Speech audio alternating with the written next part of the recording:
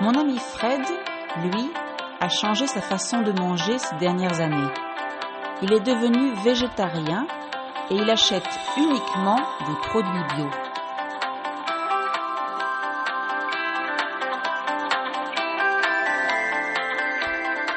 Bonjour et bienvenue à French to Go. Welcome to French to Go. Suivez-moi et mes amis sur ce podcast en français pour pratiquer le vocabulaire quotidien. Follow me and my friends in this podcast in French to practice daily vocabulary.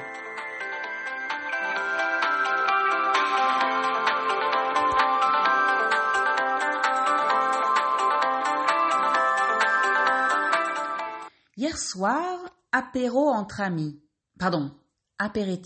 entre amis. C'était vraiment sympa.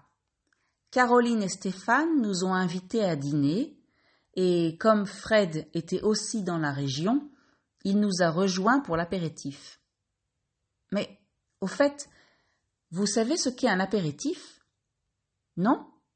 Attendez, c'est impossible d'apprendre le français sans entendre parler de l'apéritif. Bon, je vais vous expliquer et puis ce sera l'occasion de parler un peu de ce qu'on mange et boit en France.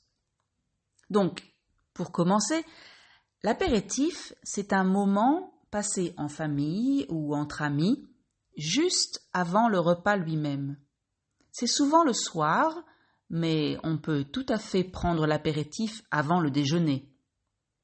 En général, on n'est pas à table. On est plutôt dans le salon, sur la terrasse, dans le jardin ou dans un bar. Les adultes boivent de l'alcool, une bière, un verre de vin, un whisky, un pastis, un cocktail. Il y a par exemple un cocktail tout simple et très courant qui s'appelle le kir et qui est un mélange de vin blanc et de crème de cassis. Moi, je bois souvent une bière en été et du muscat en hiver. C'est un vin doux, le muscat. Les enfants boivent un jus de fruits ou un soda, un coca par exemple, et on grignote. Ça veut dire qu'on ne mange pas un vrai repas, mais 2 ou 3 petits trucs salés présentés dans des petits bols. Donc par exemple des cacahuètes, des pistaches, des olives, du saucisson, des chips. D'ailleurs, les enfants les finissent souvent avant que les adultes commencent. C'est un moment agréable pour se retrouver avant de manger à table. Sauf si on prévoit un apéritif dînatoire, et dans ce cas, l'apéritif est le repas. Et donc, bien sûr, il y a plus de choses à manger. Mais voyons un peu ce que les Français mangent en général. Alors, mon amie Céline, par exemple, fait très attention à sa ligne. Officiellement, elle ne fait pas un régime, mais elle mange beaucoup de légumes, cuits ou crus, on appelle ça des crudités. Elle aime aussi la volaille, le poulet, la dinde, et elle adore le poisson. Par contre, elle n'est pas trop viande rouge, ça veut dire qu'elle n'en mange pas beaucoup. Elle cuisine plutôt à la méditerranéenne, avec de l'huile d'olive, du citron, des herbes de Provence. Moi, par exemple, je suis plutôt beurre et crème. Le soir, elle se permet une petite folie, elle boit un verre de vin. Oui, tous les soirs, dans le canapé en hiver, sur le balcon en été, c'est son petit plaisir. Par contre, elle est très stricte sur les sucreries, les biscuits et autres, et je trouve parfois que c'est trop, surtout avec son fils. C'est un enfant. Si on ne peut même plus manger des bonbons quand on est enfant. Mon ami Fred, lui, a changé sa façon de manger ces dernières années. Il est devenu végétarien et il achète uniquement des produits bio. Donc, il va dans des magasins spécialisés où on trouve des fruits et légumes qui proviennent de petits producteurs. Il mange des pâtes complètes, du riz complet, beaucoup de légumes secs comme des lentilles, des pois cassés, des haricots. Lui aussi utilise beaucoup l'huile d'olive. Ah, et parfois, il fait même son pain. C'est très différent de la façon dont je mange, donc j'ai trouvé ça un peu bizarre au début. Mais finalement, c'est pas mal. Il a acheté un livre de recettes et il suit quelques blogs sur Internet. Quand on va le voir, il nous fait des plats délicieux, végétariens, bio et délicieux. Comme vous le savez, Caroline, mon amie, travaille beaucoup. Elle ne mange jamais à des horaires fixes. C'est toujours sur le pouce. Ça veut dire rapidement. Donc, c'est une grande consommatrice de sandwichs parce que ça cale. Ça veut dire qu'elle n'a plus faim après. Elle ne prend pas de petit déjeuner.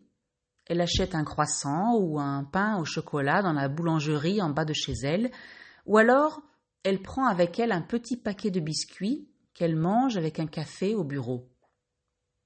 À midi, elle achète un sandwich au fromage par exemple ou au jambon à la cafétéria. Elle prend parfois une salade composée avec de la laitue, des tomates, du concombre, du maïs. Pour tenir pendant la journée, elle mange souvent des barres de céréales ou alors des barres chocolatées. Ah, et bien sûr, elle est accro au café. Cela dit, depuis qu'elle est enceinte, elle essaie de faire un peu plus attention. Elle a compris que son alimentation n'est pas idéale pour le bébé. Ah, et elle a aussi des envies un peu spéciales. Hier, elle m'a raconté qu'en ce moment, elle dévore, c'est-à-dire qu'elle mange comme un animal, des dizaines de radis chaque jour.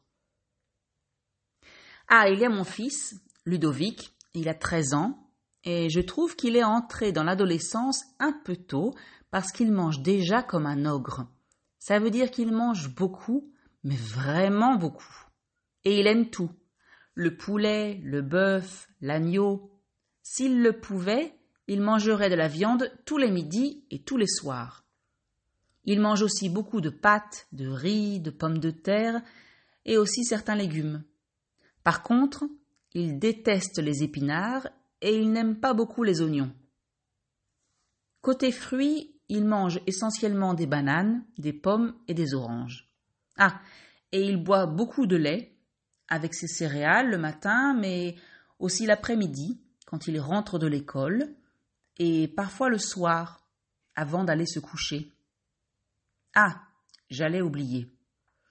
Il se goinfre, ça veut dire qu'il mange de manière excessive. Donc il se goinfre de biscuits salés comme des chips et de bonbons. Il les mange en général dans sa chambre, devant sa console de jeux vidéo. Bref, un vrai adolescent. Bon, maintenant, regardons le vocabulaire un peu plus en détail. Je ne vais pas faire toute la liste des aliments, mais rappelons qu'il y a des fruits, par exemple des bananes, des pommes, des poires, des fraises, des légumes, des carottes, des courgettes, des oignons, des haricots verts, de la salade, des produits laitiers, du lait, des yaourts, du fromage, de la crème, de la viande et du poisson, du bœuf, du poulet, de la dinde, du porc, de la charcuterie, des accompagnements comme des pommes de terre, des pâtes, du riz, des frites, des produits sucrés, des bonbons, des biscuits, des gâteaux, de la glace, des boissons, du vin, de la bière, de l'eau, des sodas, des jus de fruits. Ah, et bien sûr, le sel, le poivre, la moutarde, le ketchup, la mayonnaise. Et j'ai failli oublier, je veux dire que j'ai presque oublié, le pain et les céréales. Il existe différents régimes. On peut être par exemple végétarien ou bien végétalien, mais on dit plutôt vegan. Certaines personnes ne mangent pas de porc ou bien aussi mangent cachère, par exemple. Et quand on fait attention à sa ligne, quand on veut être en bonne santé et ne pas grossir, on mange équilibré. C'est-à-dire qu'on mange de tout de manière modérée. Et si on est sensible à l'environnement, on mange bio et on mange des produits de proximité, c'est-à-dire qui sont produits dans la région.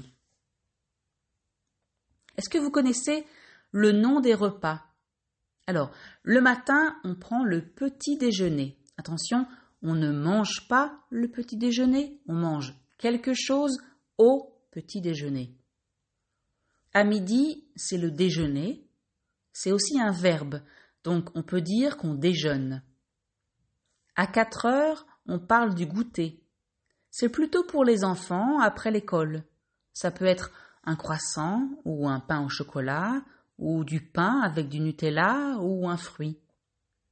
Et le soir, c'est le dîner. C'est aussi un verbe, donc on peut dire qu'on dîne.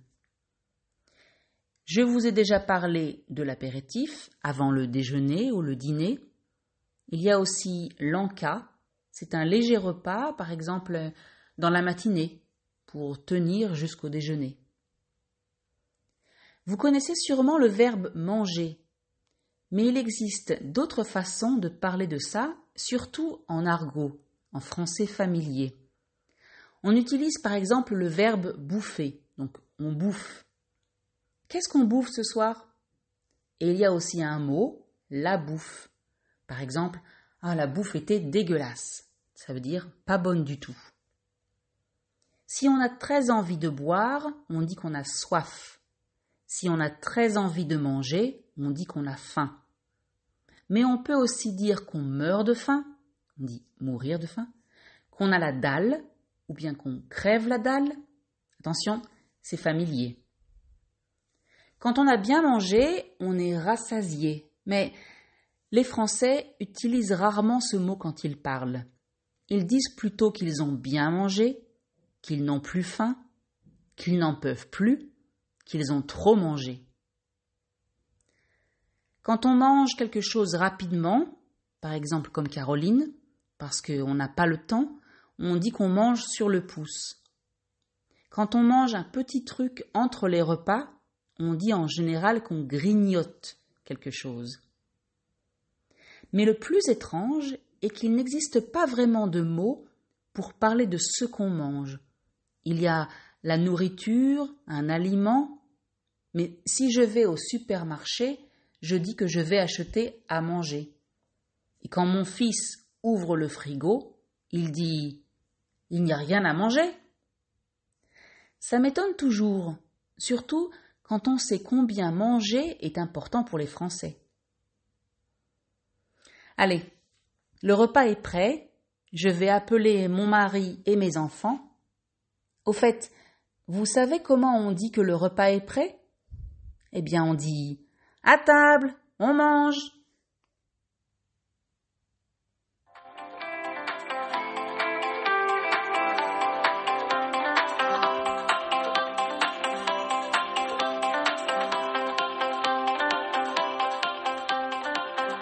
Et voilà, c'est fini pour aujourd'hui. That's it for today. Merci de m'avoir écouté. Je vous rappelle que vous pouvez trouver la transcription ainsi que la traduction en anglais et en hébreu sur le site www.frenchcart.com. I thank you for listening. I remind you that you can find the transcription as well as the translation into English or Hebrew on the website www.frenchcart.com. Au revoir et à bientôt pour un prochain podcast. Thank you and see you in another podcast.